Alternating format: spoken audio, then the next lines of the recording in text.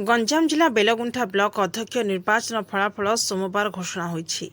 एथिरे बीजेडी बड़ बोरसिंह समिति सभ्या ममता भोल निर्वाचित होइछन्ति।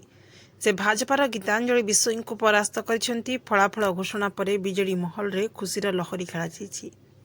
फलाफल घोषणा पर बीजेडी महल रे खुशीर लहरी खेली जाइछि। एथिपाई पूर्वतन बीजेडी विधायक पूर्णचंद्र स्वाई सोरडा निर्वाचन मंडली रे तांकर दबदबा को बजाई रखिबारे सक्षम होइछन्ति। अध्यक्ष निर्वाचित होगा पर पूर्वतन मुख्यमंत्री नवीन पट्टनायक, पूर्वतन विधायक पूर्णचंद्र स्वाई पंचायत प्रतिनिधि को शुभेच्छा जणाइछन्ति। 2022 मसीहा पंचायत निर्वाचन रे बेलगुंठा ब्लॉक अध्यक्ष भाव ब्लॉक बीजेडी सभापति प्रशांत कुमार नायक निर्वाचित होते।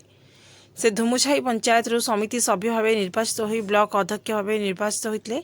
मात्र 1.5 वर्ष अध्यक्ष भाव कार्य करने पर गत वर्ष सेप्टेम्बर 5 रे तांकर अकाल वियोग होइतिला। ए ब्लॉक उपाध्यक्ष प्रमिला प्रधान अध्यक्ष भाव दायित्व तुलाउथिले। से बीजेडी समर्थन रे ब्लॉक उपाध्यक्ष निर्वाचित होइतिले मध्य राज्य शासन रे क्षमता बदलिबा परे से मध्य बीजेडी छाड़ी भाजपा को चली जाइतिले। एभली परिस्थिति रे गत जनवरी 30 रे उपनिर्वाचन पई विज्ञप्ति प्रकाश पाइतिला। निर्धारित समय अध्यक्ष पद पई बीजेडी बड़ बोरसिंह समिति सभ्या ममता भोल और भाजपा गांगपुर समिति सभ्या गीतांजलि बिश्नोई प्रार्थीपत्र दाखल करथिले।